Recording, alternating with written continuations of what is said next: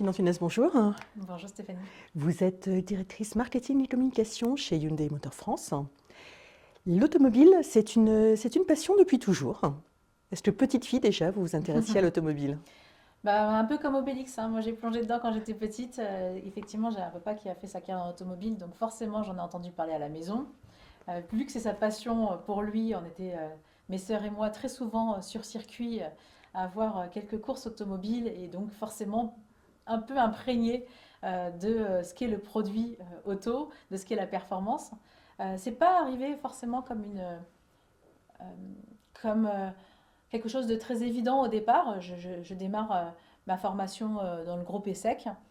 Et puis, comme beaucoup de jeunes filles à qui on parle de marketing et de commerce, je me dis que pourquoi pas travailler dans le luxe. Voilà, c'était au départ ma première volonté.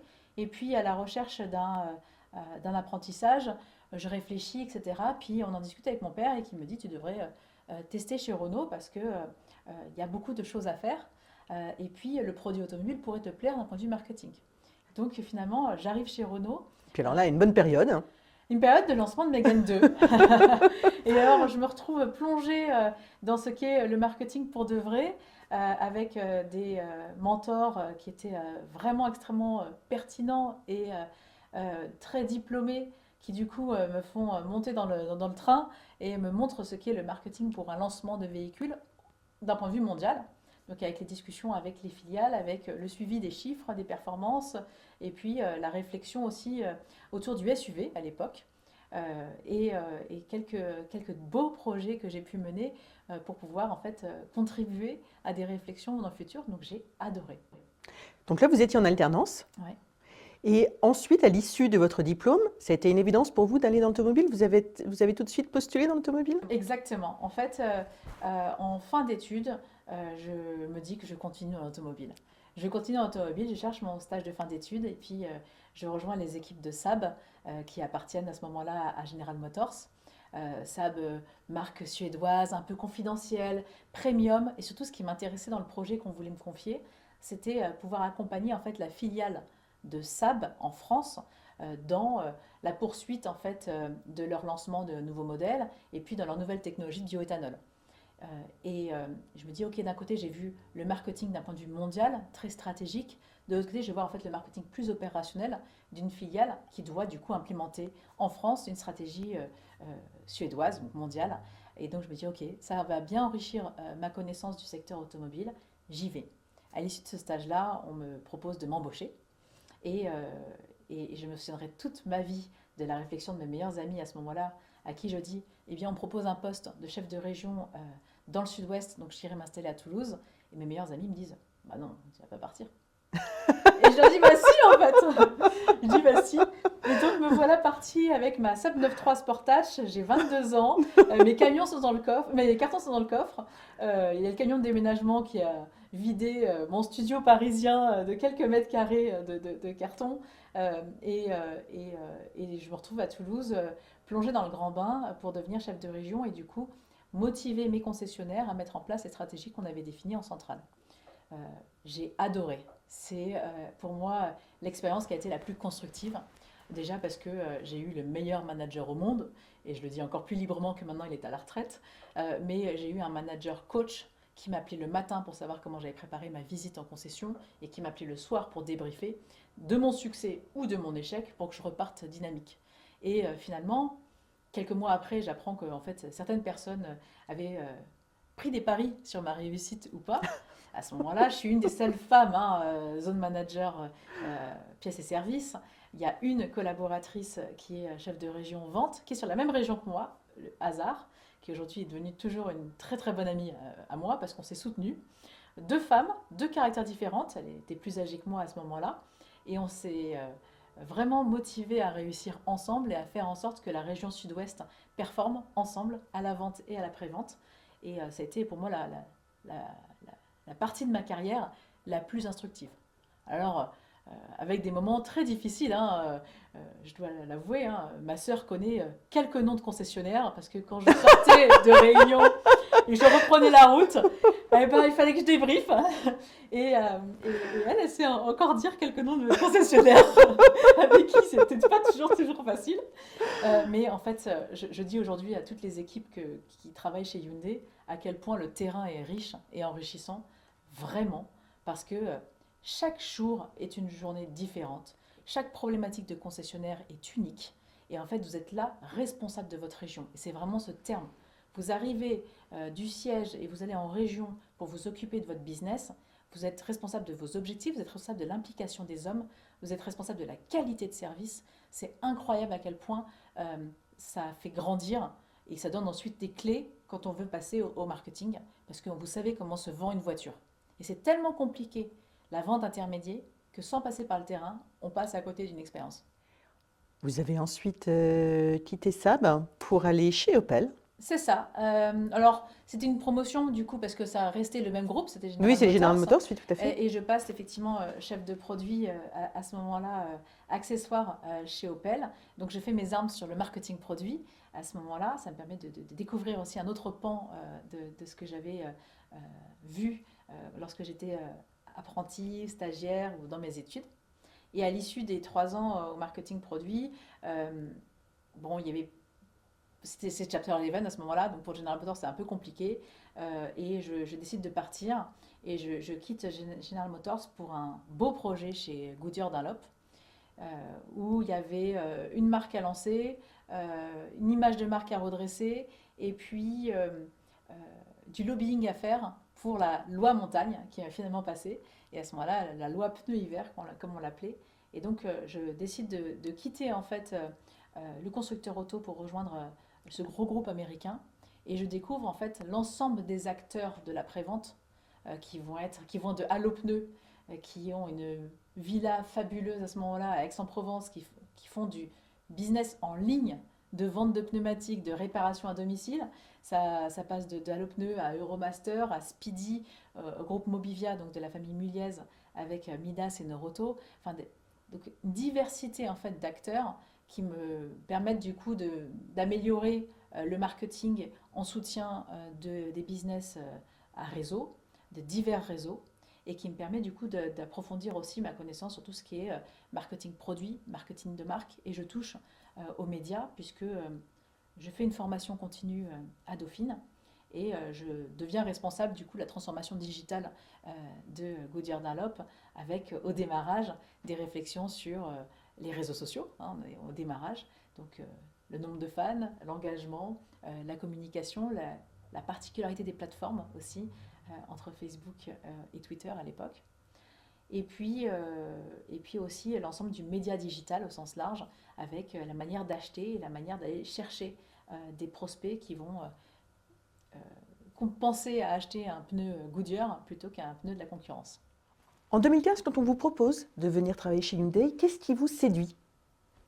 Alors quand on me propose de venir chez Hyundai, déjà c'est par réseau et la personne qui vient me parler de ce poste-là est mon ancien directeur chez Opel, qui est directeur commercial de chez Hyundai à ce moment-là, et me parle du challenge, me montre à quel point la marque est en croissance.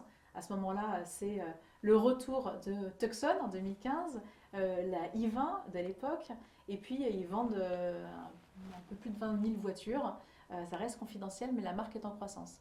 Ce qui m'a plu, c'est la première chose, c'est de revenir en fait dans l'industrie automobile.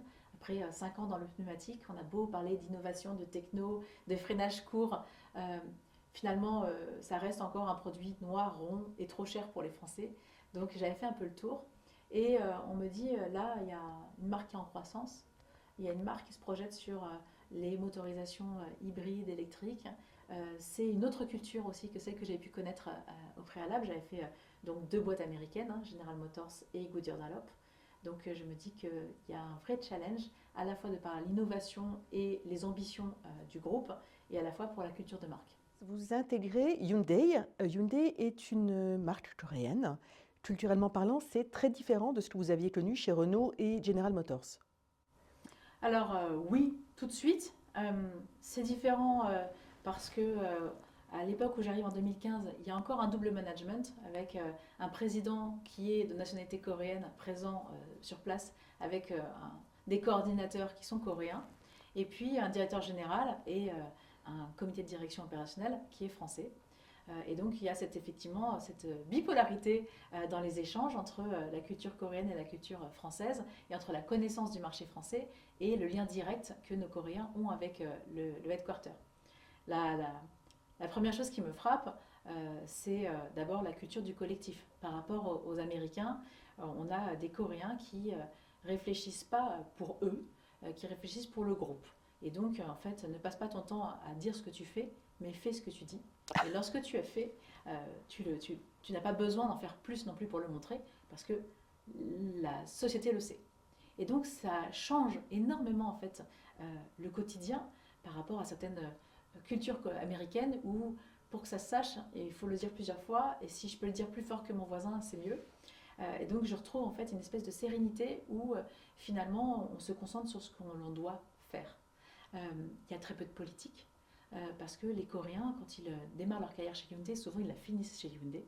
Et donc ils ne sont pas en train non plus de chercher le prochain move, ou d'aller plus vite que la musique, ou de créer en fait des communautés hommes-femmes ou coréens non-coréens, parce qu'il n'y a pas besoin. Et donc du coup ça permet d'avoir des relations beaucoup plus saines et basées sur ce que l'on fait pour le collectif. La deuxième chose qui me choque aussi en arrivant, c'est à quel point ils sont agiles. Et par rapport à d'autres cultures, d'autres entreprises, en fait, la décision se prend très vite. Et quand elle se prend, elle doit être vite exécutée.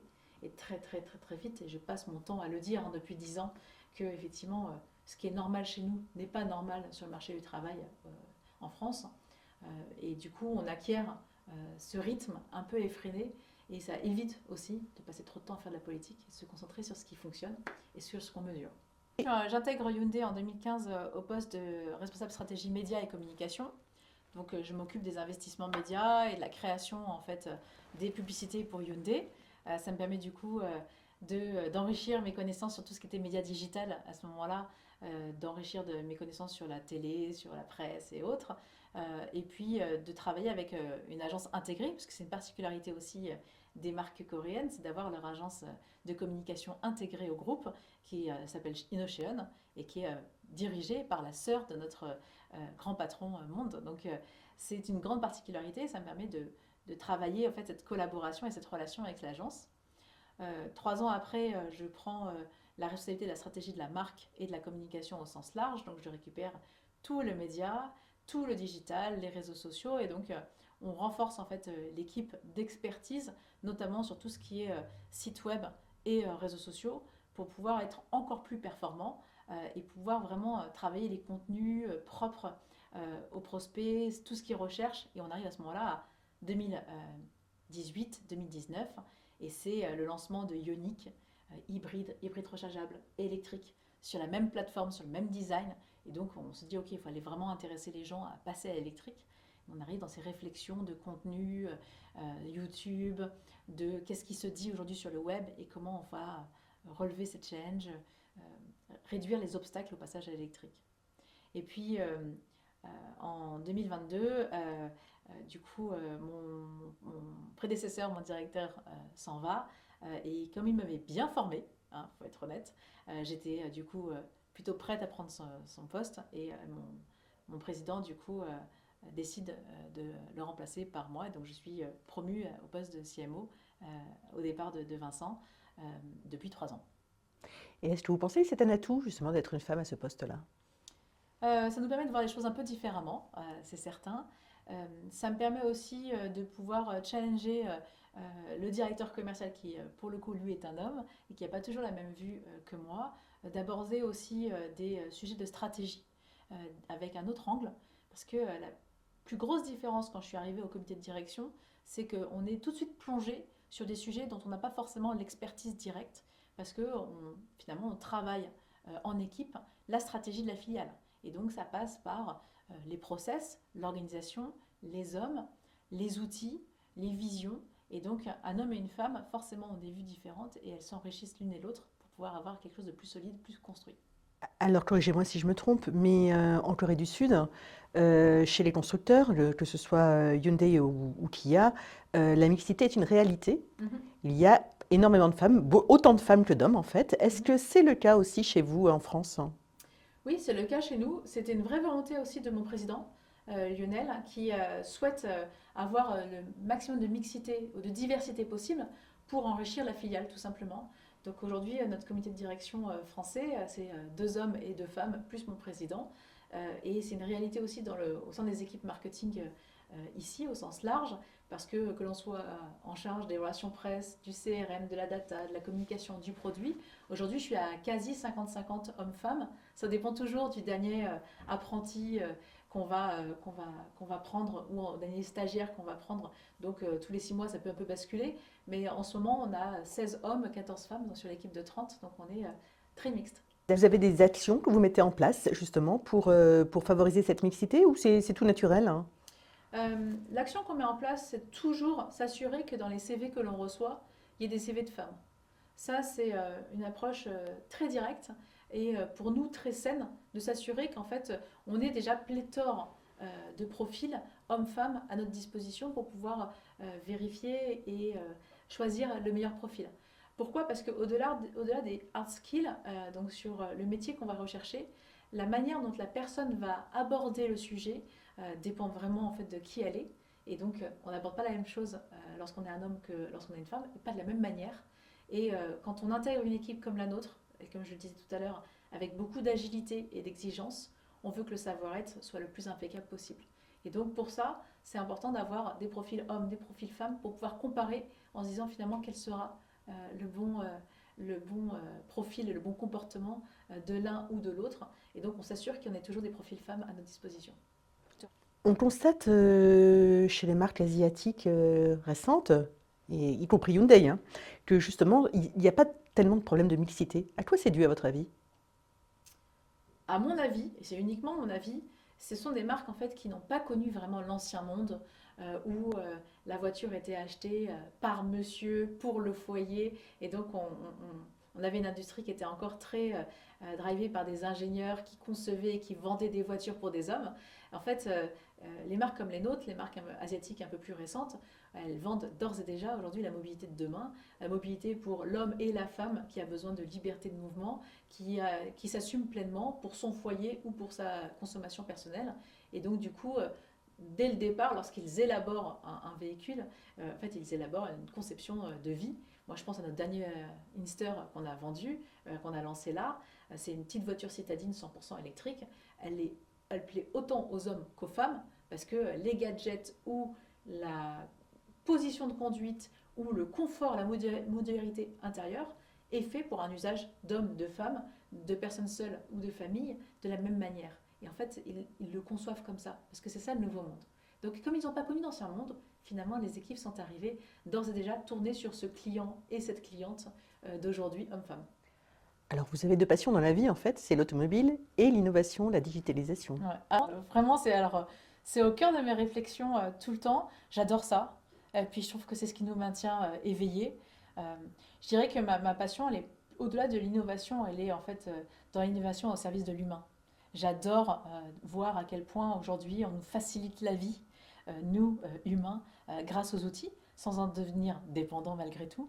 Mais je vois aussi dans l'éducation de mon fils comment est-ce que les outils qu'on met à disposition en fait aident l'enfant dans son apprentissage, que ce soit sur la définition d'un mot, que ce soit sur l'image que représente. Moi, j'ai un Google Home à la maison, mais il lui sert énormément. Quand on voit à quel point aujourd'hui on assiste les gens dans l'écriture de leurs messages, et ben lui, ça lui permet tout de suite de comprendre en fait l'orthographe d'un mot. En fait, je trouve que tout ce qui est innovation aujourd'hui au service de l'humain est extrêmement importante. Et c'est vrai dans nos voitures. C'est incroyable aujourd'hui les assistances qu'on peut avoir pour aider l'humain. Quand on voit aujourd'hui à travers l'application qu'on peut faire préchauffer sa voiture, qu'on peut vérifier où est-ce qu'elle est garée. Moi, mais cette application me sauve. Je ne regarde même plus, je ne fais plus de photos de où est-ce que je suis garée, mais je sais où est-ce que je vais pouvoir retrouver ma voiture grâce à mon application. Je trouve que tout ça, c'est important. Alors, est-ce que vous pensez, vous évoquiez la vente sur Internet avec Allopneu, est-ce que vous pensez que l'automobile peut évoluer justement vers une vente sur Internet ou alors est-ce que ça va rester quand même, il va y avoir toute cette part justement d'humain qui va rester très très importante. C'est une très bonne question. En fait, il y a oui et non. Je dirais que si on regarde quelques succès aujourd'hui de pure player en ligne, il y a quelques années, on aurait dit, mais jamais de la vie, je vais acheter mon canapé à 4 chiffres sur Internet. On ne s'imaginait pas ça. Puis les good deals sont arrivés, puis au fur et à mesure, les paniers d'achat en fait sur Internet ont grossi. Et donc on pourrait se dire qu'effectivement, à quoi bon en fait faire de la vente intermédiaire alors qu'on pourrait très bien vendre un loyer, vendre une voiture à un consommateur directement. Donc d'un côté, je ne sais pas aujourd'hui si les gens sont prêts à, mais il y a quelques années, on pensait pas acheter des produits aussi chers sur Internet. On avait besoin du vendeur, on avait besoin d'être rassuré, on avait besoin d'avoir la boutique qui avait pignon sur rue, ce qui est moins le cas aujourd'hui. D'un autre côté, je trouve que, enfin c'est pas je trouve d'ailleurs, mais l'automobile s'est tellement complexifié, il n'a jamais été aussi compliqué qu'aujourd'hui d'acheter une voiture. Euh, Avant, on disait un 1,2 litre, un 1,4 litre, une essence, un diesel, la puissance. Aujourd'hui, c'est quelle motorisation? Hybride, 48 volts, hybride rechargeable, électrique, demain hydrogène. Quel type de batterie? Quel type de charge chez moi? Quel type de leasing? LLD, LOA, premier rapport, combien de kilomètres je vais faire par an? Euh, Tous ces points-là, en fait, sont venus complexifier l'achat direct. Et, et aujourd'hui, c'est pas encore si simple que ça. Nous, chez Hyundai, on a pris les devants et on a mis en place une équipe qui est dédiée à la vente en ligne, avec un showroom virtuel, avec cette capacité de pouvoir aller de A à Z dans la vente de véhicules d'occasion, en se disant que le véhicule d'occasion, finalement, c'est le véhicule unique. Donc, si vous voulez une Hyundai i20 grise d'un tel kilométrage pour un tel prix, il n'y en a peut-être que deux en France, bon, bah, vous n'allez pas aller vous déplacer forcément chez le concessionnaire. Si on vous la vend en ligne, ça a du sens, parce que le produit est unique. Donc, on a mis en place cette équipe-là. Aujourd'hui, on n'a pas encore célébré une vente directe de A à Z, parce que le consommateur n'est pas tout à fait prêt encore pour ça, mais c'est possible. C'est possible de le faire. On lui reprend sa voiture, on lui explique le financement, on va jusqu'au bout. Mais c'est pas si simple que ça pour le consommateur. Finalement, d'aller voir son vendeur qui va prendre en charge, qui va l'accompagner dans cette réflexion, dans les papiers qu'il doit donner, etc., ça reste encore le mode d'achat préféré des Français, et je le comprends parfaitement. Si en plus les vendeurs font la différence, vous achetez même plus tel modèle ou telle marque, vous achetez le conseil derrière, et notamment je pense sur tout ce qui est électrique. Clémentine, ça fait 20 ans que vous êtes dans l'automobile. Est-ce que vous avez constaté une évolution de la mixité chez les constructeurs? Clairement oui. C'est sûr qu'il y a 20 ans, c'était assez unique d'être une femme dans l'automobile. Et c'était souvent la question qu'on me posait en me disant c'est pas trop dur d'être une femme dans l'automobile. La question un peu qui arrivait tout le temps. Parfois je disais oui parce que c'est pas évident de faire sa place. Et en revanche, ça a apporté vraiment une visibilité parce que comme on était peu nombreuses, dès lors qu'on réussissait, bah, ça se voyait beaucoup plus. Donc ça aussi c'était une réalité de l'époque. Aujourd'hui c'est de moins en moins le cas. Ce qui est certain c'est que il y a plus de femmes maintenant dans l'automobile, à des postes, quand on le voit avec des postes d'ingénieurs, de designers, des postes de management, on est de plus en plus nombreuses et ça permet du coup d'enrichir les discussions et de ne pas rendre en fait ce phénomène, cette position-là un peu unique. Je ne suis pas la seule CMO chez Hyundai en Europe à mon poste.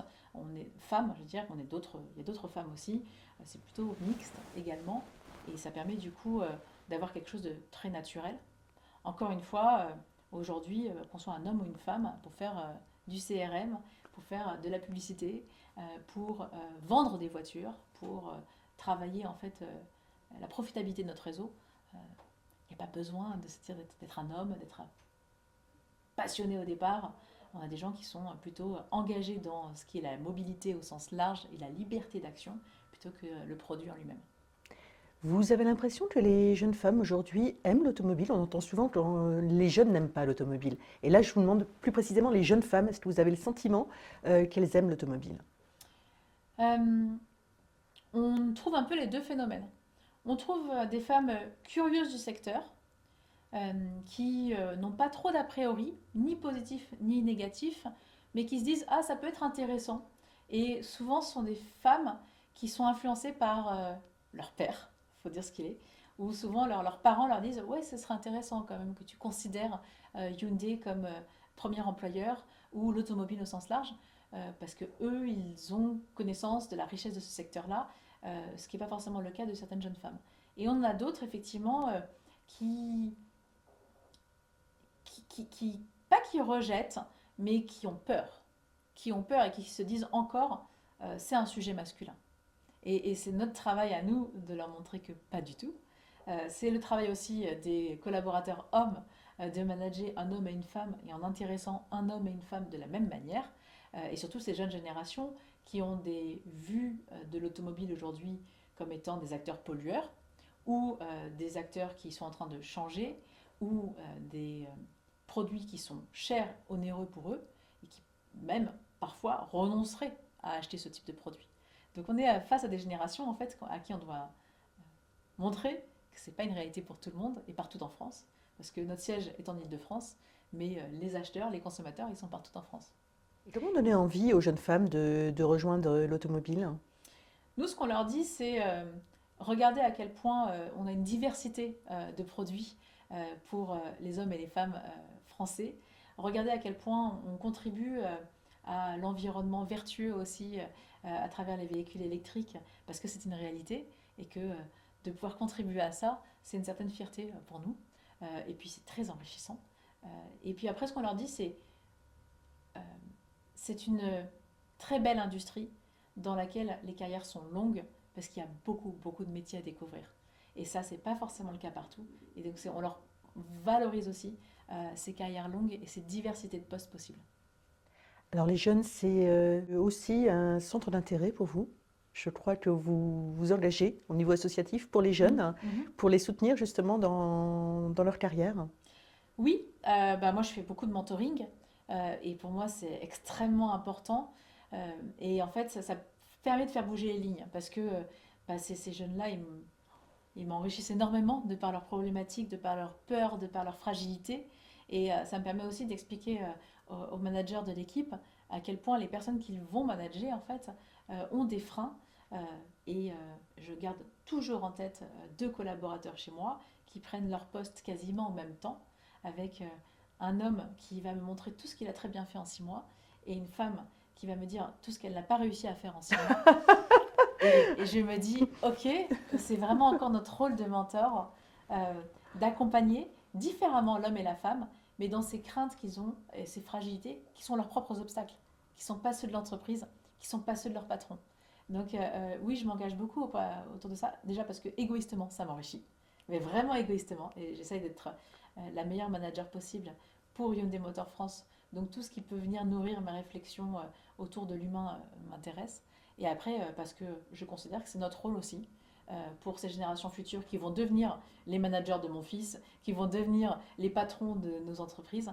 C'est important pour moi de pouvoir contribuer à leur bien-être et leur épanouissement dès le début de leur carrière. Merci beaucoup Clémentine. Avec plaisir.